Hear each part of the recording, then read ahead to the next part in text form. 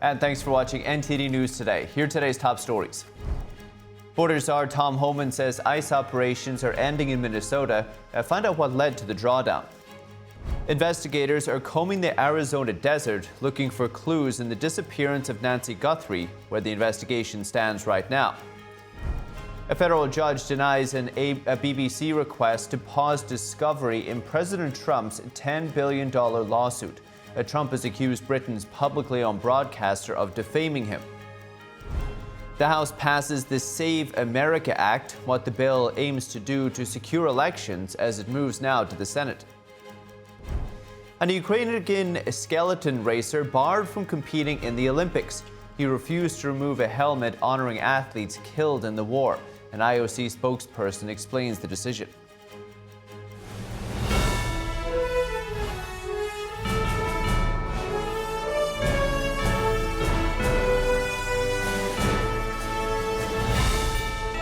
This is NTD News Today, live from our global headquarters in New York City. And today is Thursday, February 12th. I'm Paul Graney. Great to have you here. Border czar Tom Homan says the immigration enforcement operation in Minnesota is coming to an end. Homan says the success of the operation made that possible. With that, and success that has been made arresting public safety threats and other priorities since this search operation began, as well as the unprecedented levels of coordination we have obtained from state officials and local law enforcement, I have proposed, and President Trump has concurred, that this surge operation conclude.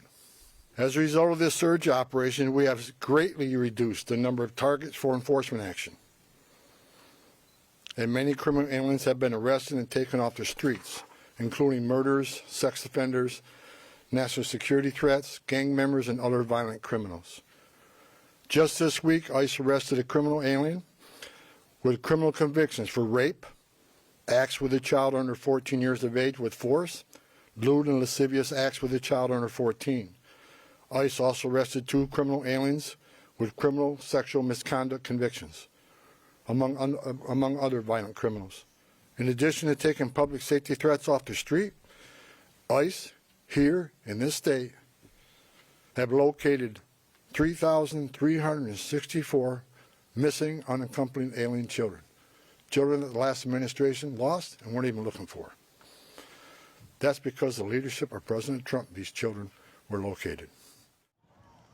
ICE launched Operation Metro Surge on December 1st. Federal authorities say the sweeps focused on the Minneapolis-St. Paul metro area have led to the arrest of more than 4,000 people.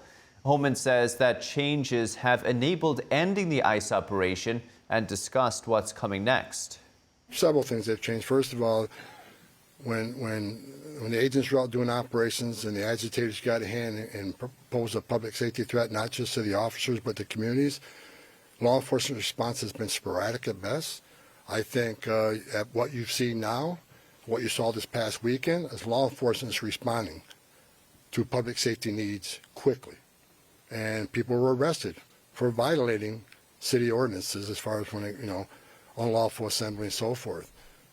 They've come to assist us to make sure our officers, the person we have in custody, leave that scene safely. A small footprint of personnel will remain for a period of time to close out and transition full command and control back to the field office, as well as to ensure agitator activity continues to decline, and that state and local law enforcement continue to respond to ensure officer and community safety. Additionally, federal government personnel assigned to conduct criminal investigation into the agitators, as well as the personnel assigned here for the fraud investigations, will remain in place until the work is done. Homan says that nothing has changed on President Trump's promise of mass deportation, saying that's what the country is going to get. But he says that it will continue to be smart law enforcement doing targeted operations. He also addressed improvements made under his watch, including personnel changes, with Homan saying he established a unified chain of command structure, strengthened joint intelligence and targeting capabilities, and deployed body cameras. And now it's been 12 days since 84-year-old Nancy Guthrie disappeared, seemingly without a trace. Now, local law enforcement are working to find her and to identify the armed person seen on Guthrie's doorbell camera. The Pima County Sheriff's Department says more than 4,000 calls have come in that happened within 24 hours of the FBI releasing photos of a potential subject. FBI agents walked among the desert vegetation at Guthrie's Tucson area home yesterday. They also fanned out across a neighborhood about a mile away, knocking on doors and searching through bushes and boulders. Authorities say that several hundred detectives and agents are now assigned to the case, with the investigation continuing to expand in the surrounding area. Here's what we've learned so far. Children of 84-year-old grandmother Nancy Guthrie are desperately holding on to hope for her return. Today Show anchor Savannah Guthrie posting on social media urging people to look at this doorbell camera video and to call the sheriff's office or FBI with information. FBI agents are tediously searching the area near Guthrie's home to find anything left behind by that person. The idea that he's out there, he has to be asking himself now, well, what did I do with all that stuff? The New York Post is reporting investigators have seemingly recovered a black glove in the area, but it's not clear if authorities believe it's the same glove worn by the person seen in the doorbell camera footage. Experts say those videos and pictures are being scrutinized. That jacket that subject is wearing could be red, it could be blue, it could be white, but because of the IR effects on clothing or organic materials, it changes color. Meanwhile, the man who was detained and questioned by authorities over the disappearance of Nancy Guthrie is speaking out. Just hear my name. That's all I want. He was released after several hours, and authorities did not file charges. Despite this movement in the case, the Pima County Sheriff's Office is not holding any press conferences or offering interviews for now. When you've also done something very high profile and public that hasn't panned out, you really don't want to have to answer questions about it. And now this just in, NBC Today host Savannah Guthrie posted a video of her mother Nancy to Instagram this morning. Savannah Guthrie wrote next to the video, "Our lovely mom, we will never give up on her. Thank you for your prayers and hope." Now, the video comes after investigators set up a white tent outside the front entryway of her mother's home, but the tent was taken down a short while after it was set up. Authorities made no statement about what the tent was for. And now President Trump has confirmed to the Epoch Times that the Pentagon is preparing a second aircraft carrier to deploy to the Middle East. Last night, the Wall Street Journal reported that an order could be issued within a matter of hours, cited U.S. officials. The president has recently warned of a big armada heading toward Iran. It comes after the Iranian regime killed protesters and refused to withdraw its nuclear program. Trump meeting with Israeli Prime Minister Benjamin Netanyahu at the White House yesterday to discuss possibly attacking Iran. After that meeting, Trump said making a deal with Iran would be a preference. And now 2 U.S. Navy ships colliding yesterday during a replenishment at sea. The U.S. Southern Command telling NTD that 2 personnel reported minor injuries but are in stable condition. The collision involved the guided missile destroyer USS Truxtun and a supply class fast combat support ship. The Southern Command's areas of responsibility include Central and South America and the Caribbean. Officials are not specifying where the collision occurred, but both ships have reported sailing safely. The incident is currently under investigation. And now a federal judge has denied the BBC's request to halt discovery in President Trump's $10 billion lawsuit. Trump is suing the British broadcaster for splicing parts of his speech, making it appear he directed supporters to storm the Capitol back in 2021. U.S. District Judge Roy Altman denied the BBC's application to stay the discovery phase. The process allows both sides to obtain evidence from other parties in a lawsuit. Altman ruled that the BBC's application was premature. In a separate order, the judge set a 2-week trial date for February 2027, with the president accusing Britain's publicly owned broadcaster of defaming him after its report omitted a lengthy section in which President Trump called for peaceful protest. The BBC is arguing that Trump can't prove damages because he was re-elected after the story was aired. And now coming up, critical minerals are critical to America's national security. we speak to a company that's bringing the entire graphite supply chain back to the United States. It's also hoping to keep 1,000 jobs while it does it. And the Trump administration says it's limiting small business loans to U.S. citizens and U.S. nationals. The new rule takes effect next month. We have that and more after the break.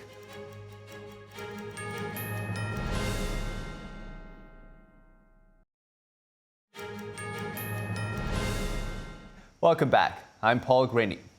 Coal is back in the spotlight.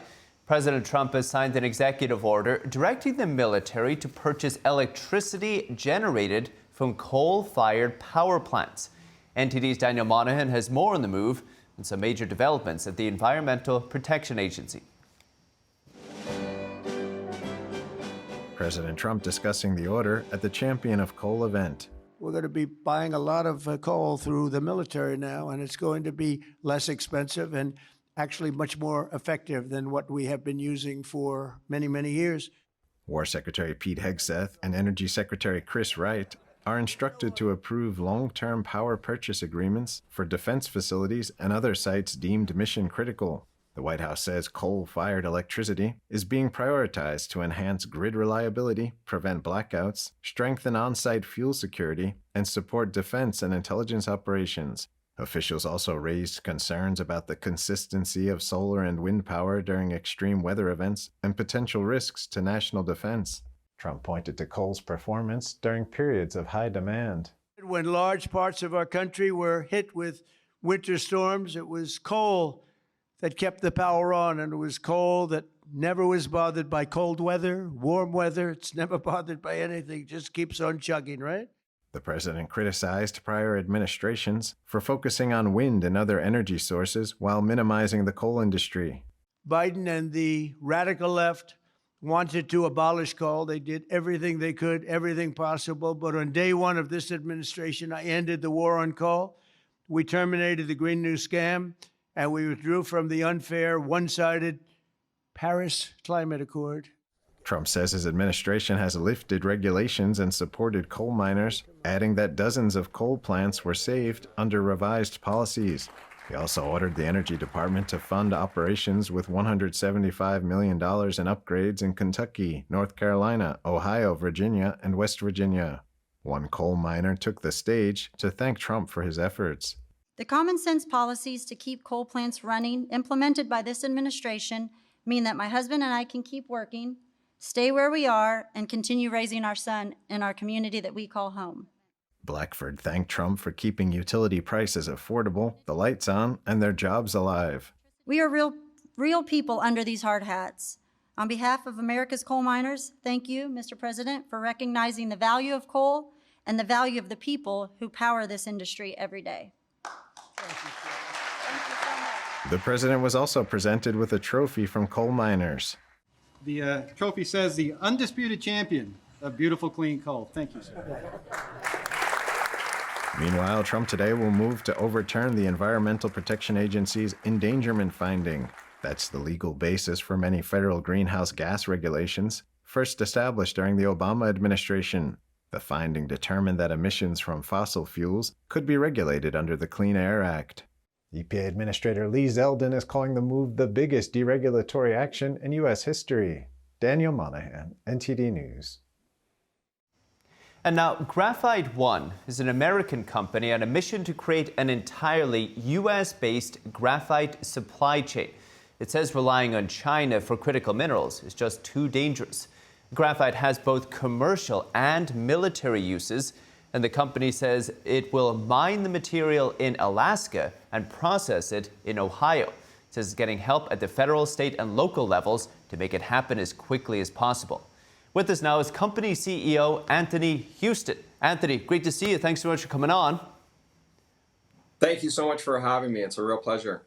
Anthony, you founded this company, I believe, way back in 2012, long before the pandemic showed us just how risky it was to rely on China for pretty much anything important. Why did you feel so strongly about starting this U.S.-based graphite supply chain? Well, you know, it started back in about 2010, and I started watching what Elon Musk was doing with Tesla and started doing a little research. I'm an entrepreneur and realized very quickly that the U.S. had some incredible assets that they were not using. And one of them was this graphite asset in Alaska. In fact, this asset was used in World War II to help in the war effort for steel. And what's very interesting, it's just sat dormant this entire time. It was an amazing family that had it for the last 100 years. And at the end of the day, I understood very quickly, after doing a lot of research over several years actually, that the U.S. really needed to bring this asset into production. Because like you just commented, for the last 30 years, the United States has relied 100% on China for all of its graphite.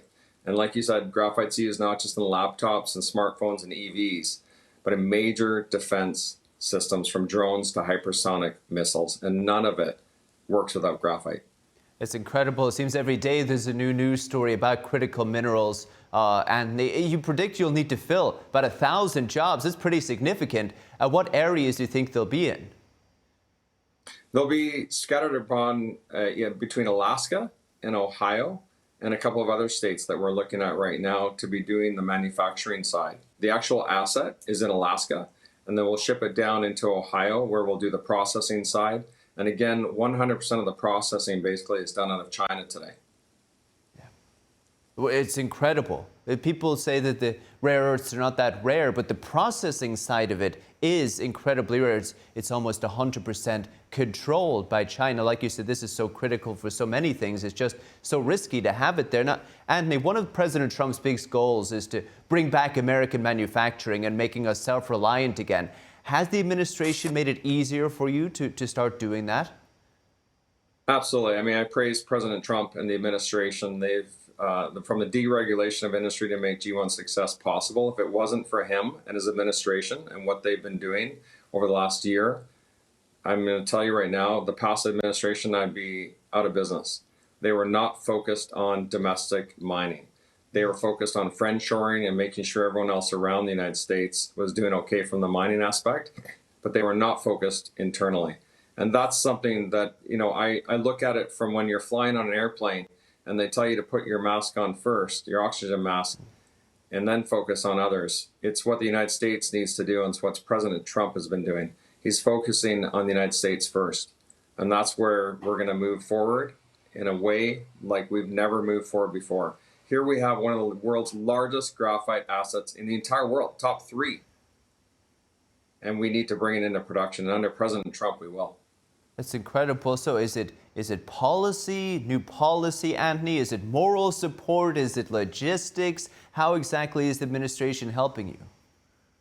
All of the above. I mean, they're looking at it from the holistic standpoint of, at the end of the day, we are reliant so much on China and Africa. And I mean, you know, China and Africa are there's a lot of similarities. I mean, Africa's, their graphite assets have been basically built up through China. And China basically controls the entire supply chain for graphite.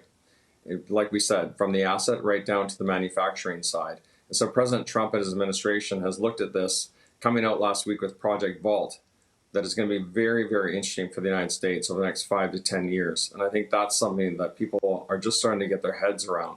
What is and that, when you're Anthony? looking at assets what like is that Graphite Project Vault? Project Vault? What is it? Project Vault. So President Trump just announced that last week with the XM Bank's CEO, John, and he has done an incredible job as turning around XM Bank to really focus on domestic supply chains. And what that will do is it'll allow OEMs and companies within the United States to not have to rely so much on China. So if there is a war, if the critical minerals explode up or down, they've got the ability to have basically a vault of critical minerals, much like the petroleum reserve that was created back in the 1970s. Yes. So like a reserve for graphite and other materials? Correct, for all critical minerals.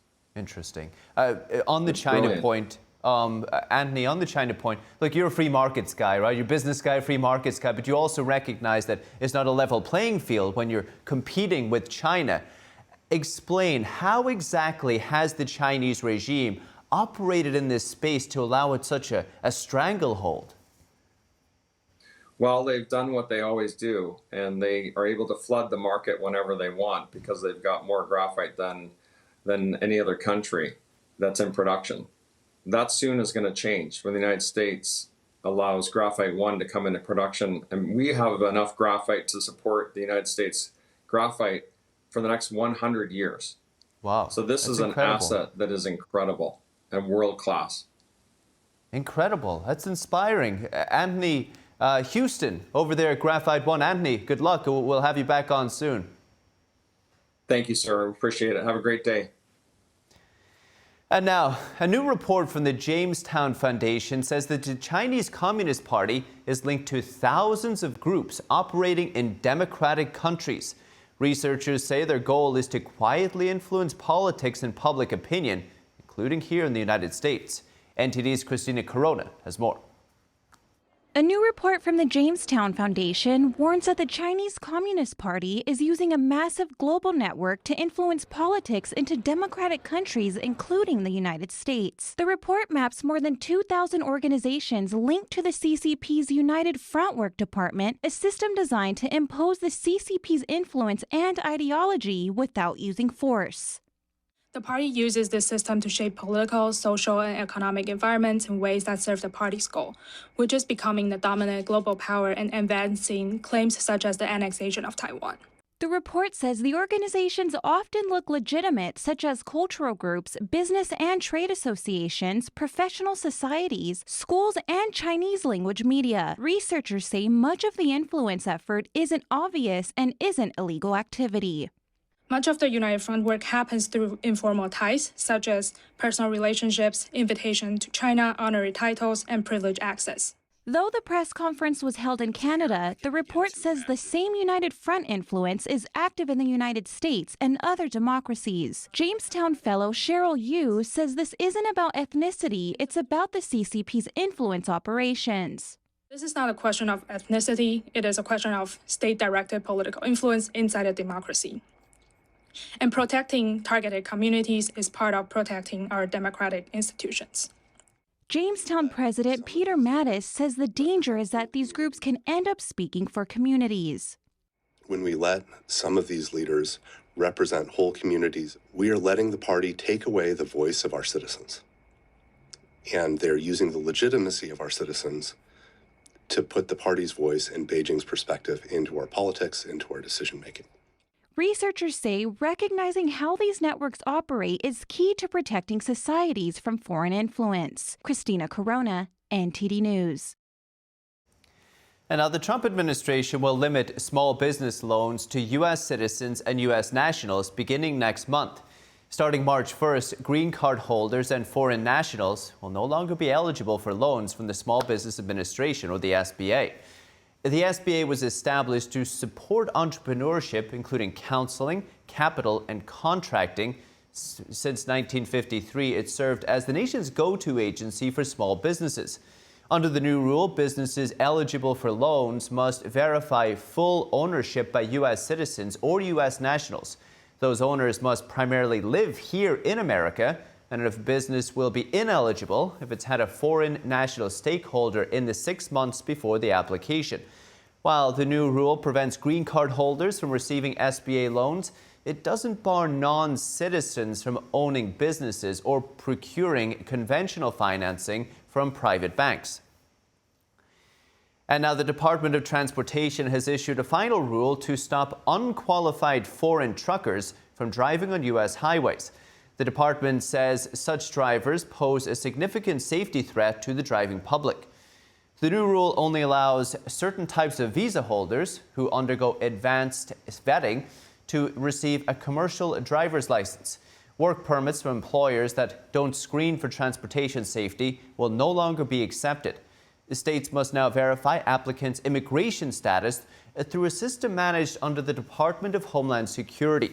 Transportation Secretary Sean Duffy says, for far too long, America has allowed dangerous foreign drivers to abuse truck licensing systems. 7 people were killed in 2 accidents last year involving illegal immigrant truck drivers. And now a big night on Capitol Hill as the House passes the much-discussed Save America Act. Republicans say the legislation will help secure American elections, but Democrats say it will make voting more difficult. Here's more. A contentious voting bill is moving through Congress, setting up a partisan fight in the Senate over what voters will need to prove before casting their ballots. The bill is passed without objection. the House on Wednesday narrowly approving the Save America Act. This is a very important night on the House floor. House Republicans tonight stood with the overwhelming majority of Americans who demand secure elections.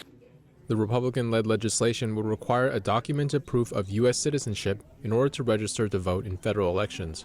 It would also require voters to furnish photo ID before voting, even when casting mail-in ballots. The vote coming down to the wire, with House members voting 218 to 213 in favor. A single Democrat, Henry Cuellar of Texas, voting with Republicans. Congressman Chip Roy of Texas, the bill's primary sponsor, stressing election integrity has broad support among the population. It's polling at 80, 85, 90% across the country. It's because it's common sense. The American people want a sovereign nation. They understand that voter ID is common sense to vote. They want only American citizens to vote in American elections, and this legislation does that. But the SAVE Act has been a point of contention in Congress for some time. In April last year, the Senate refused to take up a version of the same bill. Earlier this week, the House Rules Committee advancing the legislation in its current form, softening the rules on photo ID requirements and including an exception for uniformed service members. The committee's ranking Democrat, Jim McGovern of Massachusetts, arguing before the vote that it's already illegal for non-citizens to vote in federal elections. McGovern frames the bill as a form of voter suppression. He says Republicans' claims of widespread voter fraud don't add up. Every time these claims are investigated, they disappear like a mirage. So this entire bill is fundamentally predicated on a lie. The Trump administration, meanwhile, has thrown its weight behind the bill. The White House posting on X, the American elections should be decided by American citizens only. The bill now heads to the Senate, where it's expected to face strong opposition from Democrats. And a pair of women's rights groups is making waves in California with a pretty eye-catching campaign to raise awareness about men being housed in women's prisons. The statewide Billboard truck campaign is calling attention to the upcoming rape trial of a man accused of assaulting 2 women in a female prison he was allowed to transfer into. NTD's Daniel Monahan spoke with the executive director of Women to Women about the campaign. This week, advocacy groups Women Are Real and Woman to Woman launched a statewide Billboard truck campaign across California to raise awareness about men being housed in women's prisons under Law SB 132. SB 132 was authored by State Senator Scott Wiener and signed into law by Governor Gavin Newsom. It allows men to be housed in women's prisons if they say they are transgender. Since there are no requirements within any of the gender self-ID policies, this just allows for anyone, whether they're in transition or not, to transfer. So what this translates to is there's just regular men with beards and tattoos from head to toe. They're walking around women's prisons. The mobile billboards feature stark messages including women in California prisons raped by male inmates, and SB 132, state-sanctioned rape, media silent. I use this term specifically, state-sanctioned raped, because this is exactly what it is. Our legislators were fully aware. If you have a working brain, you would know that giving people free range to gender self-ID within the carceral system is going to lead to people gaming the system and taking advantage of an opportunity. Why wouldn't they? Amy Ichikawa is the executive director of Woman to Woman. She knows the correctional system all too well, having spent 5 years in Central California Women's Facility in Chowchilla. These days, women are facing a new threat that wasn't present when she did her time. In early 2024, I received several phone calls about a couple of rapes that took place within a 24-hour period in this Central California Women's Facility. The Billboard campaign is drawing attention to the upcoming trial of the man accused of those rapes. Tremaine Carroll was transferred to the Chowchilla Women's Correctional Facility after claiming to be transgender after 22 years in a men's prison. The judge in his rape trial ordered the prosecutor to refer to Carroll by she/her pronouns. Ichikawa says many of the men who have transferred into women's prisons are sex offenders. There's hundreds of people on the waiting list, many of whom are registered sex offenders. 33.8% of the original transfer requests were registered sex offenders. She says many female prisoners fear for their safety, sleeping in 8-bed dorms with the male inmates. Well, just knowing the nature of their crimes, their size, the fact that they know above all their feelings will be prioritized over women's safety and well-being. She says they are also afraid to speak out. But women just don't want to talk about it anymore because they've seen what happens to the women who have spoken up. They see what happens when you do stand up for yourself, or you do file a formal complaint, you get your privileges taken, you lose honor dorm privileges. Some people even lose parole suitability grants. Ichikawa says the medical aspect is also disturbing. There's women that have to petition the courts to get basic healthcare needs, while these individuals that are trans-identified are prioritized and no questions asked. Facelifts, nose jobs, cheek and chin implants, Rogaine for, their male pattern baldness. From 2017 to 2023, the California correction system spent nearly $2.5 million on vaginoplasty and around $600,000 in breast implants, facial feminization, and laser hair removal. SB 132 is called the Transgender Respect Agency and Dignity Act. The legislation is described by its creators as allowing incarcerated transgender, non-binary, and intersex people to be housed and searched in a manner consistent with their gender identity. Ichikawa says Woman to Woman, Women Are Real, and other groups will continue to fight it. Historically, there hasn't been anyone to defend incarcerated women who are the pawn in this game that the powers and principalities are playing. But we're not going to stop. Women are reals, woman to woman. We're not going to stop. The truck campaign opposing it has traveled through San Francisco, Los Angeles, and Sacramento. A truck will also travel to Central California Women's Facility on Friday. Daniel Monahan, NTD News. And coming up, NATO defense ministers are meeting in Brussels as Secretary General Mark Rutte announces a new Arctic security effort. And a massive sinkhole on a busy road in Shanghai. What might have caused it at a subway construction site?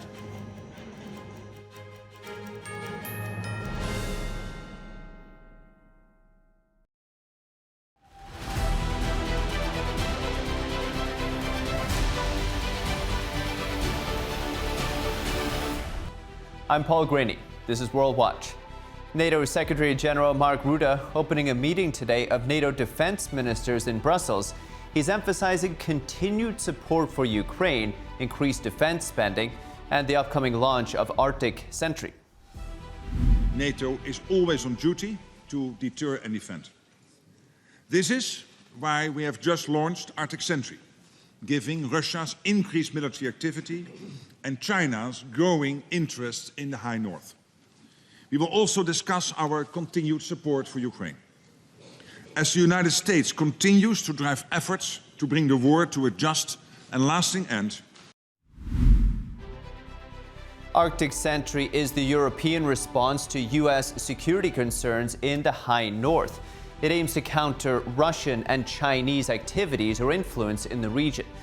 Drills that are already underway, like those run by Denmark and Norway, will be brought under the NATO umbrella. Rutte also noted that he's seen a significant increase in allies' defense spending, with the Secretary General saying that allies will discuss enhancing deterrence and defense postures, including integrated air and missile defense. And now, WhatsApp has been completely blocked in Russia, the Kremlin saying today that the messenger app failed to comply with local law, suggesting that Russians turn to a state-backed national messenger instead. Critics say the national messenger app Max is a surveillance tool, which authorities deny. The move against WhatsApp is the culmination of a 6-month-long pressure campaign on the company. It reflects a wider push by Russian authorities to have foreign-owned tech companies submit to local laws or just disappear. WhatsApp reacted to the ban, calling it a backward step. And now, Israeli Prime Minister Benjamin Netanyahu says Israel has joined President Trump's Board of Peace. The announcement coming yesterday during Netanyahu's visit to Washington, with the United Nations Security Council authorizing Trump's Board of Peace last year after a fragile ceasefire began in Gaza. Under Trump's Gaza plan, the board was meant to supervise Gaza's temporary governance. Trump later said the board, with him as the chair, would be expanded to tackle global conflicts, with the board holding its first meeting next week in Washington to discuss Gaza's reconstruction. And now, a Ukrainian athlete barred from competing in the Olympics today. This skeleton racer refusing a last-minute plea from the International Olympic Committee. He's told not to wear a helmet that honors more than 20 athletes and coaches killed in the war. Ukrainian skeleton athlete Vladislav Heraskevich was disqualified from the Winter Olympics after he pushed to wear a helmet honouring athletes killed in the war with Russia. The International Olympic Committee announced the decision after a meeting with Heraskevich early Thursday morning. It had said the helmet of remembrance, depicting 24 dead athletes, violated rules on political statements at the Games. Heraskevich was barred and stripped of his accreditation minutes before competition was due to start at the sliding venue. His team said they would appeal at the Court of Arbitration for Sport. The IOC offered for him to instead show the helmet before and after the race and wear a black band while competing. But Heraskevich said prior to the decision that he would not waver and, quote, betray the fallen athletes. I think and truly believe that we are here today. We are able to enjoy sport and enjoy Olympics. It's also because of their sacrifice. And I believe they deserve to be here today with me, and also they deserve to be with me in a competition day. Country President Volodymyr Zelensky showed his support for Heraskevich on X, thanking him for, quote, reminding the world of the price of our struggle. The decision sparked anger amongst Ukrainians at the Games. It's absolutely unfair. This is reality. This is really happening. It's not a joke. It's not made up. It's real. Back home in Kyiv, Irina Potts, the artist behind the helmet, said more than 100 athletes have been killed in the war. That is why I definitely took on this work, to remind the world that we had athletes who could have been standing on the podium there today. Perhaps they could even have won medal, but they are no longer with us. We dearly wanted him to compete. Spokesperson Mark Adams says the rules were always clear. We were happy to provide him with a number of occasions to express his grief. Athletes themselves have asked for a safe space to compete, and this is what we have done. Speaking earlier in the week, Heraskevich argued that the IOC rule doesn't apply in this case. He said he believed the rule was about harassment, but instead he wanted merely to pay tribute to former members of the Olympic family.